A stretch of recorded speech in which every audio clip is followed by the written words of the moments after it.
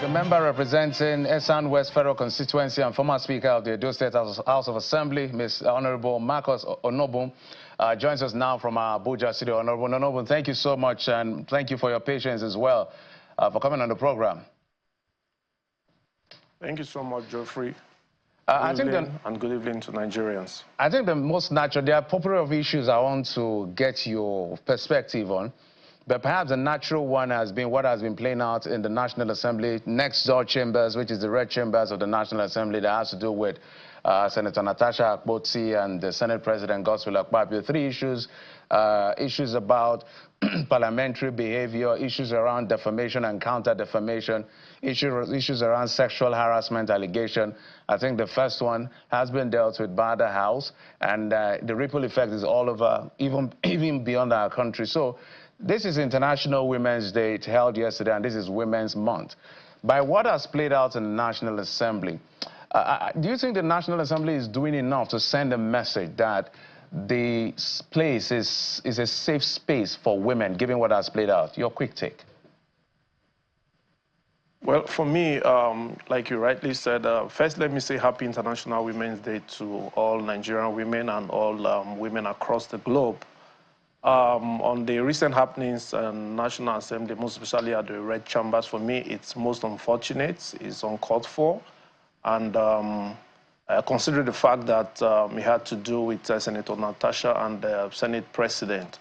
But however, the decision of the Senate has reached a decision which is passing a suspension of 6 months on Senator Natasha. You know, that is invoking the rules of the House, because every House has its own rules. But as for, you know, women inclusion, women in politics, and women playing role in the executive arm of government, I've always been an advocate of women in politics and women inclusion in governance. So I feel that women should be given, you know, opportunity, the right opportunity to serve, you know, at all levels, be it local government, states, and the national. And for me, the legislative arm is a fertile ground for women to, you know, express themselves and also contribute to national development. Okay, so just before I move on to other issues, so just part of the rule, what people have actually found out at the moment, you know, the rules are rules within their house, is the suspension. You know, there's a suspension of the person and there's a denial of a constituency's voice for this length of period that people have been suspended for. Do you think that it is time for the National Assembly to look at its rule books again when it comes to suspending members? Well, you see, every parliament, every organization, every association have their own rules that governs them. And once you come into such an association, organization, or even in this case, in the case of parliament, the first process you go through is to look at the rule book and know the rules that governs the House.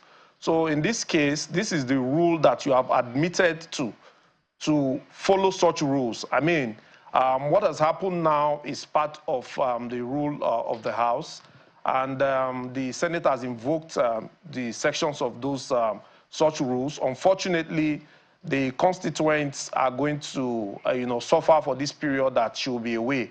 So one would advise that once you get to, you know, the parliament, first of all, you must put, you know, the interest of your constituents, you know, and the front burner, to the point that if there are personal issues, you must allow the interest of your constituents to come first before, you know, personal issues. So in this case, I think that, unfortunately, Senator Natasha had only allowed, you know, some personal issues to come before the interest of the her constituents. But however, I want to use this platform to plead to the Senate President and all the Senators of the Federal Republic of Nigeria to please, you know, as an appeal to reconsider, you know, the time for suspension for Senator Natasha in order not to deny her constituent the voice in National Assembly.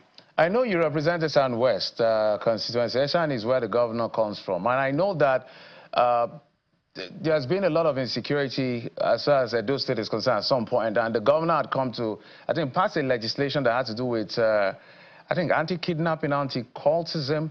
And they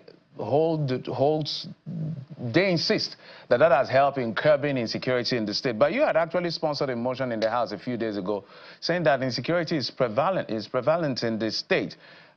Is it that from where you sit, there has not been improvement since the administration kicked off, or what exactly are you talking about? Well, like you said, yes, a motion was taken on the floor of the House, calling on the Inspector General of Police to intervene to curb the security, situation in Edo. One could describe the situation in Edo today as quoting His Excellency Senator Adams Oshomole on the floor of the House some days ago, that Edo State is practically under siege, by criminal bandits. You find that every corner of Edo, from Ovia to Onwa to Esa, every part of Edo, there are issues of kidnapping, there are issues of killings, there are communal clashes, people are unable to go to farm.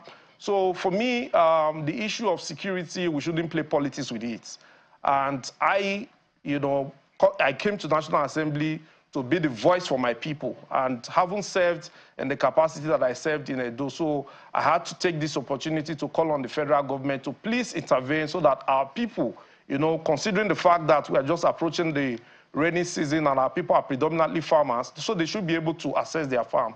On assessing Governor Okpebholo's governance in the last few months and the area of security, well, I saw on the media that he's been able to buy vehicles for security personnel across the state. But for me, that is not enough, because you recall that some time ago, the former governor, His Excellency Godwin Obaseki, actually launched a security control and command center where they were able to, actually police every nooks and crannies of Edo State. And also, we had the Edo Security Network, set up, where we have the locals from various communities manning various security. Just a moment. Are you saying that under Obaseki, former Governor Obaseki, insecurity was better than now? Is that what you're saying? Because I know that the situation, yes. I know that Governor Monday Okpebholo had passed that anti-kidnapping law and had begun to crack down on kidnappers then and continue demolition of properties of some of these people. So what data do you have to compare both? Yeah, it's a commendable move that, yes, in order to discourage kidnappings and armed robbery and what have you in the State House of Assembly had passed a law assented to by the governor. But what I'm trying to say is that apart from providing vehicles for the security agencies, the truth of the matter is we had a Edo Security Network that had all community leaders as part of their, security personnel across the state. When the governor came, this security network, they began to play politics with it. And that is why you see the ripple effect of, these security challenges today. Because what we had before is that if there's any security challenge within a community, before you know, the CP and even the area commander and DPOs, they've been able to gather that intelligence and they nip the matter, on the board. So for me, apart from providing security vehicles for the security, what about, other technological equipment to equip the police and other security agencies to crack down on these criminal elements and bandits, Honorable Marcus, in the state? just a moment. So I think, whilst you've raised it on the floor of the House, have you also been able to raise it with the governor? Because you're a politician, you're in the federal House, you should be able to have some audience on some of these ideas you're pushing forward, given what you Exactly. That's why we are all here. Whether local government, state government, or federal government, is all governments, encompassing. And the fact is, I have taken, the move to take this motion on the floor of the House. If I have the opportunity to interface with His Excellency, the governor, I'll certainly make my suggestions to him.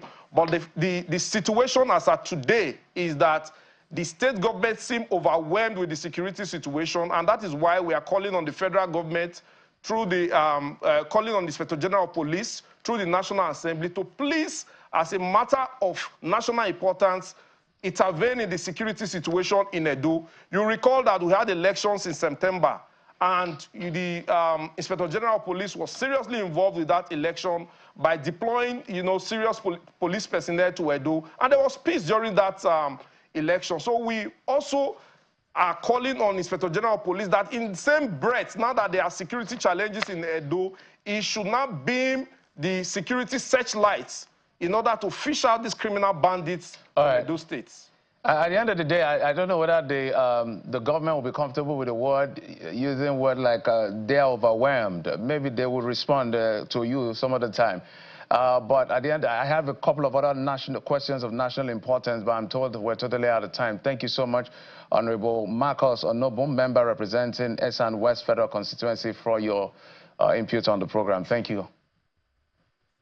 Thank you so much, Geoffrey. Thank you, Nigerians.